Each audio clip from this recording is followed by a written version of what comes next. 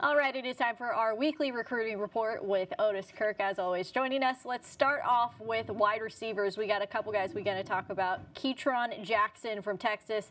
He is narrowing down his top 14 to top 7. Yeah. Yeah, he at least he gave us a good laugh with his 14. But no, he's going to narrow it to 7 on June the 3rd, which is Wednesday, I guess.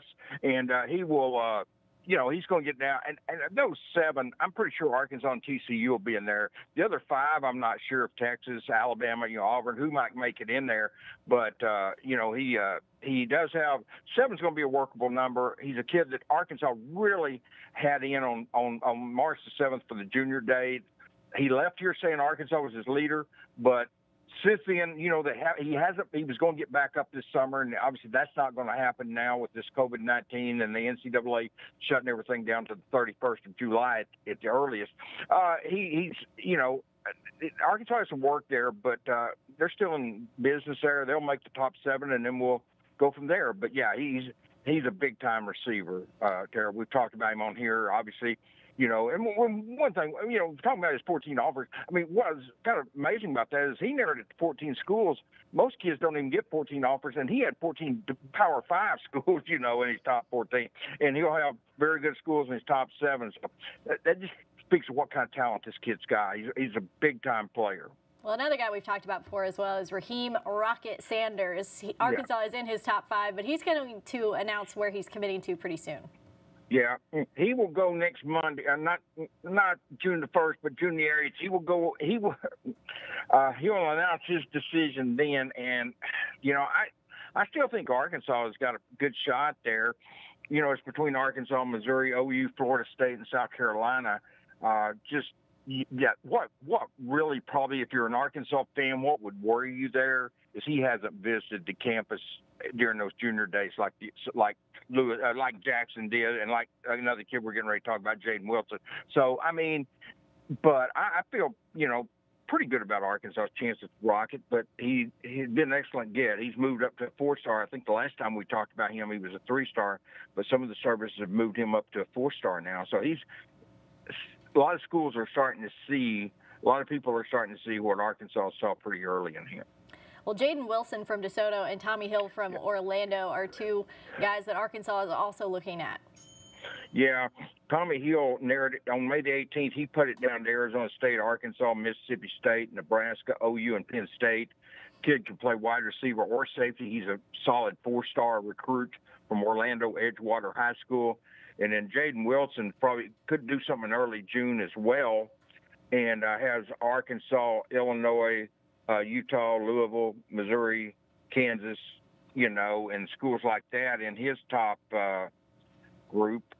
And, UCLA is there, Nebraska, California. So, he's just – another kid is going to have a lot of schools to choose from, and does have a lot of schools to choose from. But, when we talk about those 4 kids, they signed 1 wide receiver last year, Terry. If they could get, say, 3 of those 4 – if they could get 4 of the 4, it'd be great. But if they could get 3 of those 4, or get 2 of those 4 and then add another 1 or 2 with them, because they've offered a lot of receivers. But that would really be some very good recruiting by Justin Stepp, and it would fix a need because, you don't want to go 2 classes being shallow at one position. Well, Arkansas was interested in Jocko Willis. He has recently committed to Kentucky now, so Arkansas is moving on to KJ CLOYD, a JUCO linebacker. Yeah, from Jones County Community College down in Mississippi.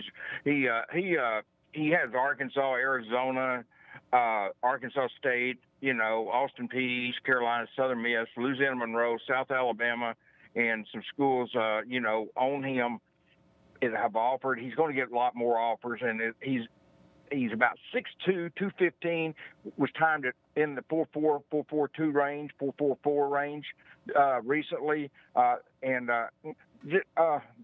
just fits a description of what they, with older linebacker. Willis was one they were on, was midterm, and now CLOYD is midterm, and he's another one they're on. So, it'd be nice to get an older linebacker because they signed some last year, and they did bring in Draper as a grad transfer. But, these kids here would have another year, a couple more years to play at Arkansas and could really do well in that situation. And they're on him, and they've offered his teammate, CLOYD's teammate Jalen Williams, a big-time defensive tackle down there, who was recently offered by Florida State, Georgia, and others as well. And Arkansas is still trying to get a visit from him. And what's impressive about CLOYD and Jalen Williams, Tara, both of them were full qualifiers out of high school. They got overlooked, and they went to Jones County, and they really proved what they can do in 1 year. And those are kids that Arkansas is hoping to get on campus. The biggest thing here is just, we talked about with some of these kids, but with any of the kids that haven't been to campus, what Sam's got to hope for and what he does hope for is just these kids wait to make a decision, because if you so much easier to get them when they've seen Arkansas. They've really done well, considering they only had 2 junior days. But the kids they've closed on out of those 2 junior days has been incredible, and there's still more that they're on. And so the key is getting these kids on campus, and this is really making it tough for them not to get to bring anybody in for visits till at least August. And then by then, in August, not just the JUCO kids, but the high school kids are working out for their own team, practicing preseason practice for their own team. So it's hard for them to get to visit in August. So it's really a tough situation. I know Arkansas is making the most of it. As Sam would say, what can you do about it?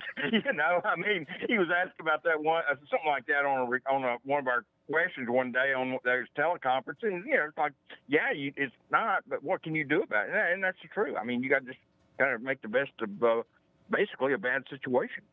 Yeah, as you mentioned, they're making it work right now. Sam Pittman and his staff have actually offered another Parkview player, running back DARIEN BENNETT. Yeah, he's a second kid in the 2023 class. He joins the Easter kid, Shamar Easter, from down in Ashdown. DARIEN Bennett's the 4th Parkview player to be offered. Running back, 6 foot, about 215 pounds. He'll play some linebacker for Parkview, but he's going to be a running back in college. And Arkansas is certainly on that list. They're really doing a good job there at Parkview. They've got a commitment from Landon Rogers. And then, of course, they've offered James Joyner, one of the top recruits in 2022 in Arkansas. And then, of course, we'll talk about ERIN OUTLEY.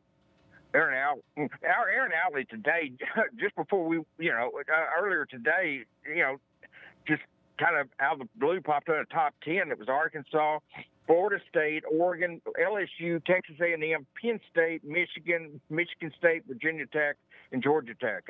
He cut his list from over 20 offers down to 10, and he's a must-get for Arkansas. There's some kids that Arkansas be nice to get. He's a must-get because they're short on numbers at tight end. They've lost some. Well, they didn't get some of the out-of-state kids they offered, so they really need to close on ERIN OUTLEY, and I think they will. He's a good football player, Terry. Very good football player. He's a kid that's rated too low by the recruiting services. They have him a mid 3-star, and that's way too low. He's got. These are big-time schools that he's narrowed it to, and he's had a bunch of big-time offers that he cut out of the top 10. So he's rated too low. Well, Arkansas has a history of some pretty good tight ends. So they have reached out to Dax Courtney for the 2022 class. Yep. This kid has some size. Yeah, he's 6'6" and about 210 pounds. His dad's Mark Courtney, great guy. Used to be the coach at Dumas, now he's a coach at DeWitt. And Dax has got offers to TCU, Baylor, and Kansas. He's 2022 kid also. Florida State's going to offer him. Arkansas is in there. Several other schools are going to offer him and talking to him. And, I think Arkansas will offer him. He's just a big athletic kid. He's a country kid that will knock your head off. He is so many times now with the tight ends, when you get them, they're more or less just a bigger, glorified receiver, and maybe their blocking is not what you need to be, but that's not the case with Dax. And his dad being a football, this kid's been around football his entire life, Tara. The entire life. That's all he's lived and breathed, football. And, we had a story Friday on Pig Trail Nation and Hogville.net. He went through his entire day workout.